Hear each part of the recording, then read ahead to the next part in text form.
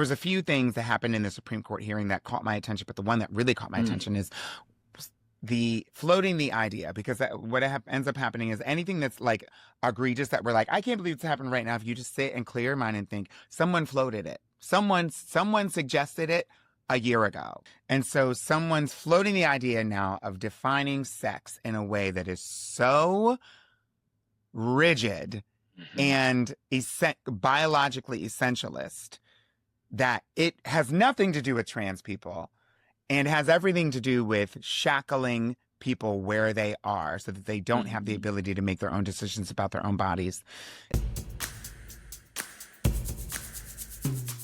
Hey, y'all. Welcome back to Queer 101, the podcast where we talk about any and everything under the sun, including queer art, queer culture, queer literature, and whatever we want. I am Peppermint. And I'm Hugh Ryan, aka Hugh the Historian. Yeah! So, Oh my gosh. Yes. We have got a great conversation ahead of us today because for those of you who, if you are not in our All Story Book Club, you do not currently have in your hands this gorgeous little pink and gold edition of Sister Outsider, the incredible recent reissue of Audre Lorde's essential collection of essays.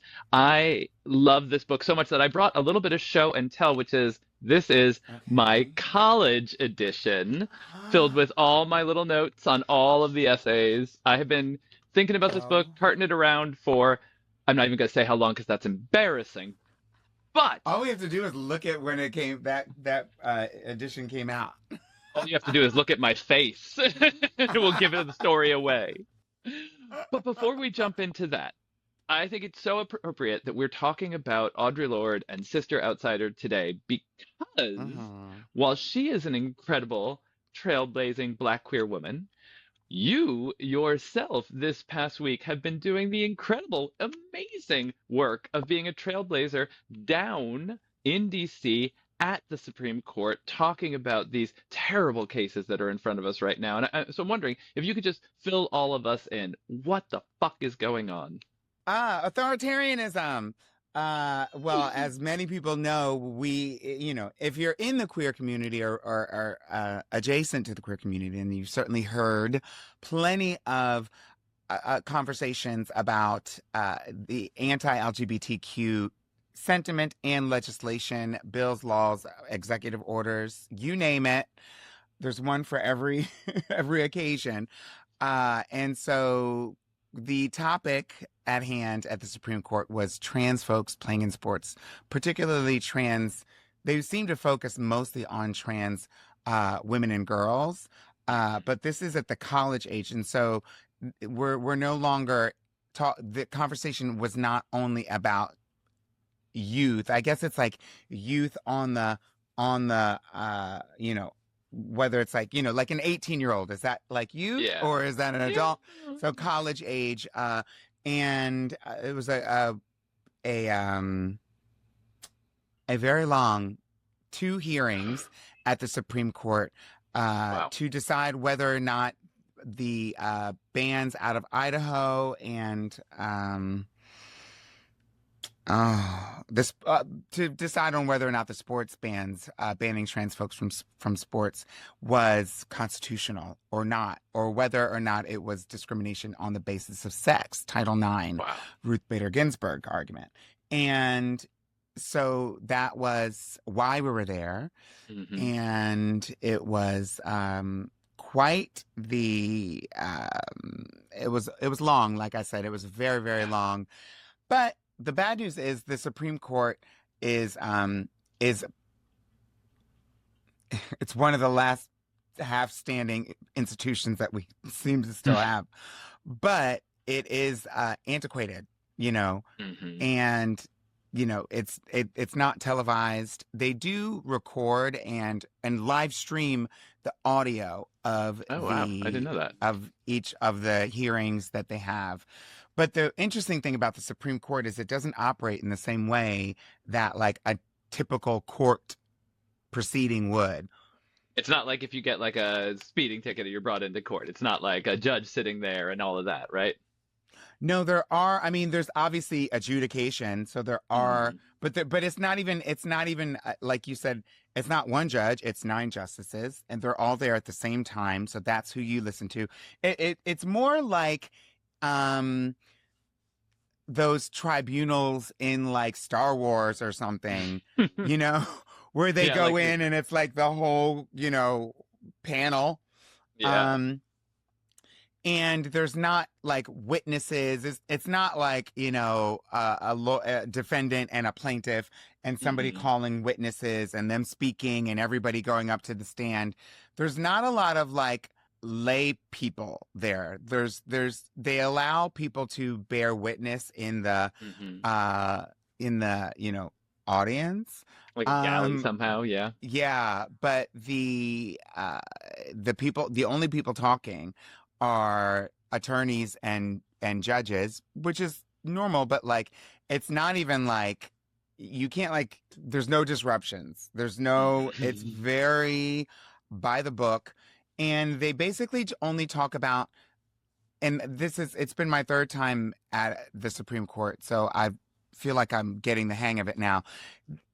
In a regular court case, they're like, what she said, what happened to her, what her story is, this is what Hmm. she says about, and for her, and this is what they said about in this moment, on this day, at this time. Yep. But in the Supreme Court, it's like, is discrimination wrong? some some really And so tough it's questions there. very broad strokes. There's not a lot of nuts and bolts. I mean, there is like, legal theory that's discussed, but it's really like the topic of legal sort of theory, Hmm. that they discuss, and constitutional law. Like we have this case here, and it's questioning this, it's testing this theory, it's Hmm. testing this decision. What would we do in this situation? And they speak a lot of Mm. like hypotheticals So they're and trying to and find like and the in edges of theory. it. Like what Yeah. happens if this happens? What happens if that Mm-hmm. happens? And so it's really that's what it is. And it seemed as though, I'll just say, the court is, mostly it's politically compromised, in my opinion, and Hmm. it's mostly, um Since they didn't seat Merrick conservative, Garland, obviously, it's at the felt so situation. like fucked. Yeah. It certainly doesn't feel like it bodes well for people who aren't politically aligned to the right. Hmm. And, you know, there's been a lot of scandal coming out of the Supreme Court. So I think that the justices are just doing their due diligence and trying to appear to be Hmm. Neutral when they're not. impartial. Or not impartial, because they are justices. They have opinions. Like that's literally their Hmm. job. But like, nonpartisan in terms of politically. Yeah. And they're trying their best to appear that way, which Hmm. is refreshing when you're standing there in front of them listening to them have a conversation, because that means the conversation isn't as painful Yeah. necessarily, or at least it wasn't. Um And were you and there it to does. watch the proceedings, or were you giving testimony? What was your like whole role There's in no this? testimony. There are Oh, no right, there's no test, so there's testimonies. no. Yeah. No, it's if you're not a Supreme Court justice or an attorney, the attorney who's presenting their argument to the Hmm. court, then you don't speak. Um, Now I was there in support of, and I have been connected to, obviously the trans rights movement at large, but then Yeah. also the trans folks in sports, sort of adjacently. Like I'm not an athlete, and so I don't really have a lot to contribute in terms of experiential or anything. But I was there sort of as a guest of the attorneys that were Hmm. arguing, to just bear witness and support, because Great. I was literally seated next to the um the client. It's the client, but I guess you would Oh, call the plaintiff if there were going to be yeah. the girl who says, the young girl who's like, I would have been an Olympic athlete if there hadn't been such thing as trans people. Mm. Um, and so, that was really interesting to sit next to those people, and they were cordial. But all in all, the hearing went okay, and there's a chance, based on if we were going to get any information from what we heard in the court, it looks like there might be a good chance that the decision that we will lose, Mm-hmm. or that we believe we will lose, if they rule that this is discrimination on the basis of sex, then somebody needs to check did somebody hypnotize, like, something? Then the world's gonna Amy end. Comey Barrett's on drugs or Yeah, something. yeah, something. However, it does appear that there's a chance that this decision, if we lose, which is very likely, that it could be a very narrow decision, which Mhm. means it won't be so broad and sweeping, and it doesn't necessarily take out a lot of other arguments that we would just that would sort of catch astray. And so it would be this specific situation in this specific Mhm. instance with this specific kind of parameters. But it wouldn't have And which, ramifications about like all athletes under 18 or anything like no, that. no. And it depends on exactly what their decision is, but it looks like it could either be a lot of damage or the least amount of damage to the trans rights movement, and it looks like it could have a small, not as much, not maximum damage. I guess that's the Yeah. best way to put it. So we have to just wait and see. The decision comes out in June, which is when they give out most of their decisions. And in the meantime, the most important thing is for the community, pardon me, to talk about it. It's not like, see, this is the thing, the Supreme Court hearing,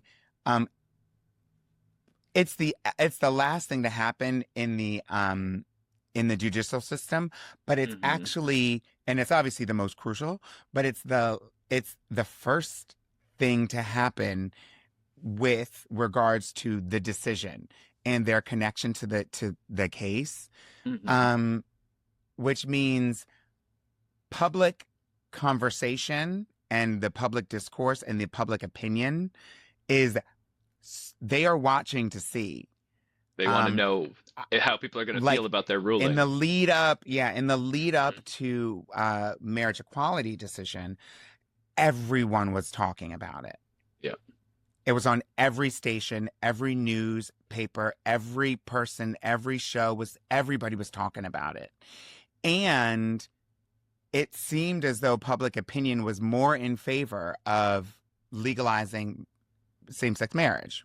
Mhm. The court, I believe, took their cue from that. Yeah. As opposed to Obergefell and the overturning of Roe v. Mhm. Wade. I think a lot of people thought, well, it's precedent. They're not going to do it. It It's would be never going to terrible if they happen, did, but right? they're not going to do it. And we had skewed more centrist and less. The Democrats had already begun, the elected officials had already begun their practice of not really resisting. And Yeah. so there wasn't as much conversation about it. And from what I can remember, it was not the topic of the day. And if you stuck your whatever to the wind, it seemed as though we were going to lose. So people had already kind of bought into, we're going to lose. Like, it And they were felt giving like up it already. could. They were Yeah. giving up already. So there wasn't a, I don't remember a feeling of, we're going to take to the streets Mhm. and wreck shop if they get rid of Yeah. Reproductive rights and Roe reproductive v. Wade. rights. Yeah. Yeah. Yeah. And No, I think you're so, right. yeah. Like bringing up like all of us, we all have a voice in this, right? Even if we are not at the Supreme Court and we're not a lawyer, not someone who's allowed to speak in front of the justices, our voices on these issues like still really matter. So if you are hearing us talk about this, and this is the first time you've heard about this case, like listen up, go, listen to Chase Strangio, right? He's the lawyer arguing the case, or one of them. And start sharing this with your friends, with the people you work with your families, anyone you feel comfortable with, because, as we are talking about today, Audre Lorde, the incredible, the incomparable, she says in these essays, your silence will not protect you. right? I think so Uh-huh. many of us either we think we have to stay silent because it's not going to matter, or if we speak out, we're going to be hurt. But I think what we're seeing in this country now and historically is like, if you don't speak out, they're going to hurt you worse. They're going to hurt you more. Mhm. They're going to do it anyways. It feels as though we are, based on what I'm seeing on social media, um, sort of uncovering, rediscovering, uncovering things about our country that have always existed and that were always there. And I think, intellectually, we knew that they existed in the past, but I think some people are, at least I'm witnessing people sort of making certain connections that show that yes, these types of things are systemic and that they never really fully disappeared. We never really took care of them, and to what Reconstruction degree or to never what extent, I finished. don't know. Yeah, exactly. And so, in thinking about, not only the Supreme Court, but like the attack on trans rights and the constant need for trans folks to have to go to the Supreme. I have no business going to the Supreme Court. Um, having to constantly go there to defend our rights. It really, especially up against the backdrop of like not a lot of people are understanding of what's going on. They haven't heard about how trans people's rights are being attacked. And I don't think that they understand. I think people at most are like, oh, well, I don't want a man and a woman's thing because women should be safe. And that's as far as it goes for them. But they don't realize Mhm. that like what is at stake. First of all, it's the grounds that argument is taking place on are completely infactual. Like these are not, first of all, it's not a lot of trans people that are athletes, and it's not grown men with young girls. Like that's not happening. We're talking about people who are um evenly situated and like Yes. belong in school together, like they're classmates. These are people that are the same age group, the same, like they're around each other. And the few people who have been playing on sports are not like dominating and not Hmm. harming these people, like it's, so it's, Yeah. I mean, but it's one of that's a those things where I think different people make, conversation. yeah, so many assumptions about what it means and how transitioning affects your athletic ability. And Uh-huh. the fact that, like, Uh-huh. I don't know about you. I am also not an athlete, and I will say this. I think most athletes are the best ones, the ones who are great at it, are weird. They're special. They're different in their bodies. Michael Phelps does not Uh-huh. look like any other human being, and yet Uh-huh. sometimes when someone is different in their body, it's okay. It should be celebrated. They're a star and they get to be on a Wheaties box. And other times Uh-huh. they have to go to the Supreme Court to fight for their right to participate. And I think that that is very telling. I mean, the agreement is that you agree to defend young girls, but I guess the reason is that you agree, you meaning the people who are, opponents of trans people playing in sports, agree to protect young girls. But the agreement that you're making, the deal that you're signing, is that any man can check the pants of your daughter, and like Mhm. that's what you're trading. And so I think that people need to really sit and think about what is it that we are actually agreeing to, and what is it that we're Mhm. sacrificing and changing. And when it comes to people in control making the rules and what they are getting out of this, what they're Yeah. changing, what does that mean? And so this means people being submitted for blood testing randomly, Genetic not testing. randomly, but just genetic testing. It means potential genetic testing. It means, like examination of people's bodies and their physical Mhm. bodies, their bodies, like on a medical chemical level with testing and blood thing, whatever. And then also like, sort of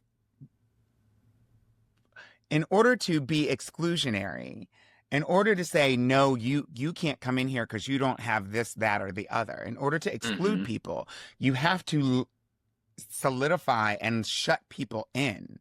And Yeah. so, what it means to be a woman, what it means to be to be female, is maybe something that people feel like is worth defending on very specific um, parameters. But what that does mean is that you're not acknowledging in that moment that there are a lot of women who do not Who fit will into that not fit category, those. and Yeah. they will be out of this Yeah. situation. Because when you make these rules that say let's say they make weight requirements, you Mhm. have to be a woman who's 5 foot, because we don't want a man in there, and men are 6 feet.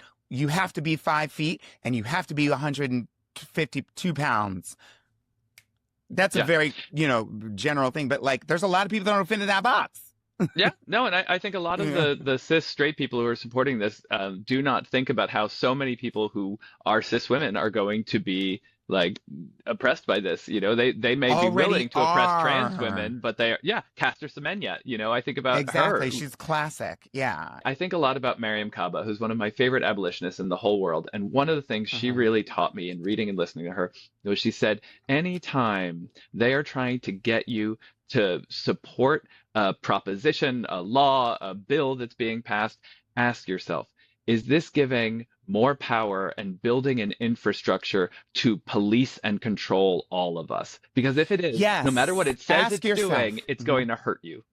Yeah. Ask yourself, sit and think, okay, I'm not an athlete, but if they wanted to turn this on people who aren't athletes, people who aren't whatever the category is, Mhm. how would they do it? And think of like 5 or 6 reasons that would be terrible and figure out if it'd be possible once they do this, and then reconsider your position. Because I'm telling you, it feels like, I mean, I saw a great meme the other day that was like, oh, what we're going through now, we're going through this now because like, we decided to not allow 6 trans athletes in sports, and now we're going through Mhm. what the country's going through. Like that's, it was a really interesting, funny meme because it feels like that. And, the trans, and I want people to think, not just because I'm trans, but I do want people to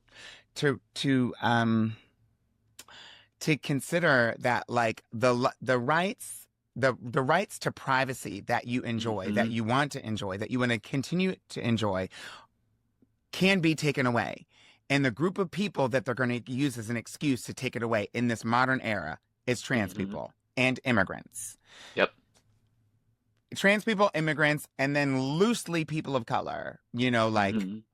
in that, not necessarily in that order, but trans But those people are what's dominating have, right now. yeah, yeah. And because we have a unique connection because so many things are gendered, and we have a unique connection to, and I've said this before, to dealing with the state in terms of changing our documents, not changing our citizenship, but changing our citizenship documents to match Yeah. who we are, changing our birth documents to match who we are, Mhm. changing our social security number, not the number, but the social Passports and security yeah. information to match who we are, the passport to match who we are, the driver's license to match who we are, state records to match who we are, all of our, like Mm. we've been in the bureaucracy and had to deal with the bureaucracy in a way that Mhm. most people don't have to do on a regular basis. And that means that we are sort of the back door to fucking with people's rights. And Yeah, it's like I just hope a that people scapegoat. understand that. Yeah. You know, and I think the thing that frustrates me most, oh, okay, there's so many things that frustrate me in this, so I shouldn't say frustrate me most. One of the things that really frustrates me a lot is all of these people who call themselves feminists, who are out there pushing for these policies that, as you just described, are going to mean the like genital and bodily interference with every girl and every woman who wants to play sports. And it makes me think so much about Audre Lorde again, because in Sister Outsider, she wrote or published that infamous speech that she gave. The master's tools will never dismantle the master's house, right? So if you're going to House. call yourself a Hmm. feminist and you are going to give the government the right to define who a woman is, the right to interfere with a woman's body at any level, any time, girls, adults, if you're going to make it harder for women to participate in traditionally male fields like sports, in every way, you are asking the master's tools to dismantle the master's house, and it will never work. And so these women who call themselves Hmm. feminists, many of whom say they are the direct descendants of like 1970s feminists, you know, just know they're not feminists. They have not done the reading. They do not care about other women. And they, in particular, like you were saying, really think only about white feminism and how will it affect their 401ks and their abilities to be professors, you know? And I think Audre Lorde knew all of that. She 100% she did, and I do think. I mean, I have something to say on Audre Lorde in a second, but in the when it comes to like what we're experiencing right now, these the people who I mean, people already know nobody watches women's sports. They don't pay attention to it. They really don't care. And so they're out there marching because they want to be against trans people because they think that we are an abomination or something like that and that we are harming them in some way. And they believe the hype that people have told them. And I do think that there's a better argument that needs to be put forth on behalf of trans people. Now, part of the issue is that trans people are not included in the conversation enough, when the national conversation enough on television or whenever they rarely talk about these things. It's never with a trans person in the room. It's always with a couple of cis people who don't even know what, like, they're just like, one is kind of liberal and is like, well, I don't want to discriminate, so let me be the person who like defends what trans people are doing in sports. And they don't have like a trans athlete on to speak for themselves. But one of the things that they wanted to do with one of the questions there was a few things that happened in the Supreme Court hearing that caught my attention, but the one that really caught my attention is the floating the idea, because what ends up happening is anything that's like egregious that we're like, I can't believe it's happening right now. If you just sit and clear your mind and think, someone floated it. Someone suggested it a year ago, when it wasn't in place, but they were like, what if we have ICE come and go, like someone floated that idea. And so someone's floating the idea now of defining sex in a way that is so rigid and biologically essentialist that it has nothing to do with trans people and has everything to do with shackling people where they are so that they don't have the ability to make their own decisions about their own bodies. And I think that if you're cisgender and you're anti-trans, or you happen to be gay and you haven't talked about this, you might want to, this is the warning now. And so I really do appreciate, Audre Lorde, and I do think that we were talking with our producer, Josh, earlier, about like, people seeing like Audre Lorde's name on buildings and different things for now until Trump changes that too. But, a lot of people haven't read, and I think it's a symptom of, I think a lot of people aren't reading these days, but, there's nothing new under the sun.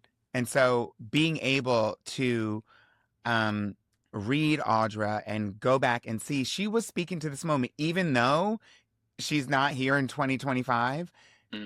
It feels as though she's speaking to these moments that have just existed because these institutions and what they're trying to do are so old. And I think because, everything comes in waves and comes back, it's like she was really dealing with what we call intersectional feminism. That was a thing that she lived, breathed, wrote into her work. Yeah. Was the word intersectional there in the 1970s when she was writing this? No, Kimberly Crenshaw hadn't written it down yet. But she says in this book, she talks about the importance of the poet.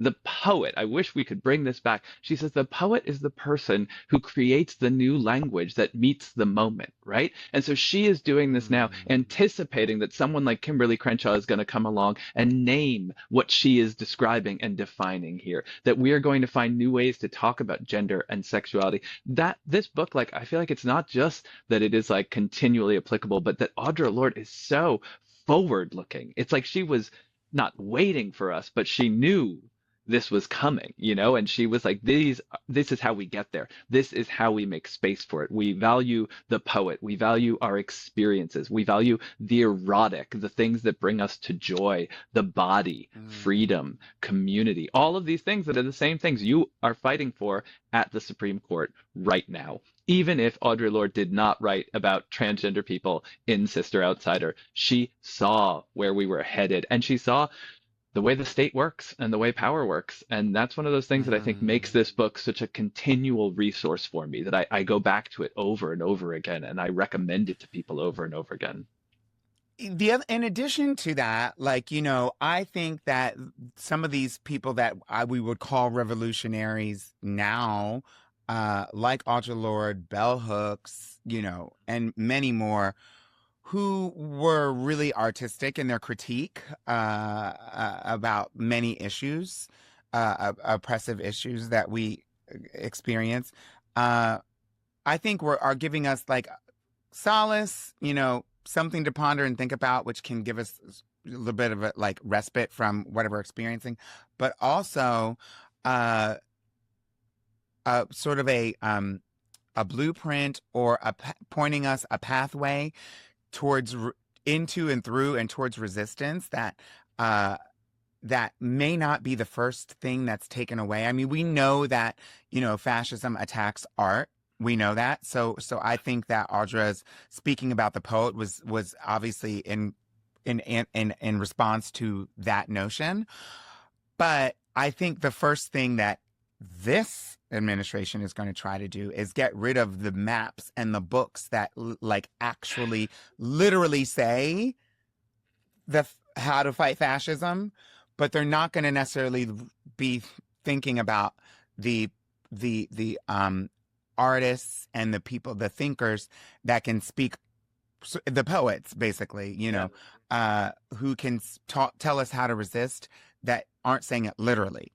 That's what I think. Yeah, the ones who give us that, it's like not a coded message exactly, but it's one that like the people in charge who are doing a keyword search to try and replace the word trans, exactly. And so they take away all the transportation articles. It's like they're so dumb, which is what they did. Yeah, they'll miss the poets, but they will take away our Department of Transportation by accident. Yeah, and I think you're right. I think it's true. I think that's why we need these books, and we need people who think in ways that, maybe they're weird for the moment. Maybe they're thinking things we've never encountered and using a language that is so foreign to us. Like there are moments in reading 70s feminists where I'm like, okay, I just gotta breathe and let the language wash over me. I would not talk that way today. It's not even the offensive things, but sometimes you get those really whacked out, like they're having visions, and yet it was that ability to think outside the system, like it, like literally in the language, in the sentences, in the poetry they created, that also lets them think in new ways about how we live, how we relate to one another. And one of the things she does at the very beginning of this book is she documents a trip to Russia that she took in the 1970s and talks about like bonding and expressing solidarity with women who are organizing for revolution around the world. And yet at the same time, she also pushes back and is like, I did not see anyone at this conference talk about the experiences of Black women in America. And when I asked questions about what it meant to be Jewish in Russia, they deflected. And Audre Lorde keeps that real that difficulty going. Nothing is simple. She might put things into words like poetry that we don't think of as revolutionary today, but she lets everything be complicated and smart and difficult, and she parses out every little piece from the next piece. And I think that's truly the work of the revolutionary poet. What she said, what's it she calls herself? It's the black lesbian mother warrior poet. And I was like, yes, that is exactly who you are, and that is exactly why you are so important today. One of my favorite pieces that quote pieces that Audre says is, there are so many roots to the tree of anger that sometimes the branches shatter before they bear. Then she goes on to say, but I, who am bound by my mirror as well as my bed, see causes in color as well as sex, and sit here wondering which me will survive all these liberations. And that speaks to that notion of intersectionality that you're talking about. I wanted to pull something that specifically was talking about that, and I remember that quote that I looked up before. And it's really interesting, not to go like way off the rails, but I'm grateful to Audre for being an additional person to plant the seeds that folks like Kimberly Crenshaw would be able to sow. Sowing is placing the seed. Would be able to reap. But here, this is all biblical ass language. But I'm looking at recently a video, and it's terrible. A video came out of I'm just thinking of how wacky this world is right now. A bunch of people who are convincingly associated with white supremacy, who are also uh, online personalities, influencers, for lack of a better word. Sneeko, Nick Fuentes, The whatever incel army. Yeah. It's so interesting. There was a video that came out a couple weeks ago, I guess, of them at this club in Miami, singing along to Kanye West's Heil Hitler song. And the interesting thing is, or the wild thing is, or the thing that's, bizarre to me or odd to me is that, like, we have that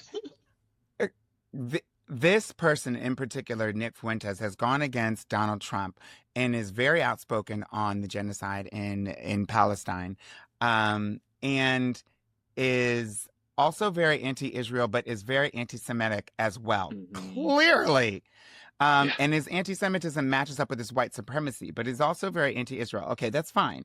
However, he is also very pro-Epstein. And he's like saying, I love Epstein. And he's also saying that he loves, Adolf Hitler. But the wild thing is he is not white. He is Mexican. And so... Really? I didn't know that about Nick Fuentes. He's Mexican, Sneeko's Filipino and like Jamaican or something like that. Like, of the 5 guys that were at that club in Miami singing along to Heil Hitler, who have a history of being of uplifting and boosting white supremacy, that interestingly enough, the ADL as a civil rights organization, which they took off their website recently, does not really speak out against this brand not of at all. White supremacy. Never. But they, oddly enough, none of them are white. It's so bizarre. And white supremacy will bring in anyone, it's like the rhetoric will take over, destroys minds. And that is where the circle has come back around to intersectionality. If your white supremacy is so intersectional that it has mostly people of color as some of the most popular people who go unchecked purporting white supremacy and pushing white supremacist notions onto the new, more vulnerable population, and you're not doing anything about it, and it's basically this DEI version of white supremacy, which is so bizarre to me. That is also very intersectional. It's so intersectional white supremacy might be the funniest phrase I have heard in a long time. It feels like a Portlandia or SNL skit, like that we are just living inside, unfortunately. The 2025 version relies on non-white people to introduce, if not broach, the topic, or like, with people who were like more liberal and sort of adverse to, if they weren't adverse to anti-Semitism, they were adverse to white supremacy on its face. Like, just saying the N-word, people still feel like that's a no-no, right? And so you need people who have the license to say it, Black folks to say it, to be like N-word, N-word, N-word. Also, right. I loved Hitler. And then suddenly that is the person that now you're it's okay. It's so bizarre. Yeah. It's like Barry Weiss getting up there at like the American Enterprise Forum and joking like, we may disagree about my wedding, but we can all agree we want lower taxes. And it's like, she is the face. She can be the acceptable she's the face of conservatism. Yeah. And because she's a lesbian and she's Jewish. And it's crazy. Yeah. And so I guess, and so to go on with the master's tools will not dismantle the master's house. So I think the people who hear that say, well, let me get a key to the master's house and lock the door behind me, because that's what I think that these people are doing. Yes. Yes. Yes. That is so right on. Yes. My God. Okay, look, we could discuss this for hours, which is why I'm thrilled we're going to be talking about Sister Outsider and many Audre more. Lorde. Yeah, you got lots to look forward to. But I think this is a good place for us to end here now. As always, if you are listening, if you are watching, please, we want to hear what you have to say. Drop us a comment, a review, give us 5 stars, or write to us at questions@queer101podcast.com. And make sure that you are liking, subscribing, and following it. Just subscribe to us. It helps us in the algorithm. It doesn't cost you a single thing. And you can click the notifications bell so that you'll see when our next video comes out next week. And share this. Please share this with everybody, because we could definitely use the boost, because you know that the algorithm is going to be against, it's going to be suppressed this episode. Yeah. But if you want to catch it, of course, you can get it anywhere that you get your podcasts, and also my YouTube channel. If you want to see the video of this and see our faces as we roll our eyes about all these things. Yeah. Anyway, thank you so much for listening. We'll see you next week. See you on Tuesday. Thank you so much for joining us today. This podcast is part of Pride House Media, hosted by us, Peppermint and Hugh, produced and edited by Josh Rosenzweig, with original music composed by Nell Balaban. If you enjoyed this episode, then don't forget to subscribe wherever you listen to your podcasts. And while you're there, leave us a rating and a review. It really helps others discover the show.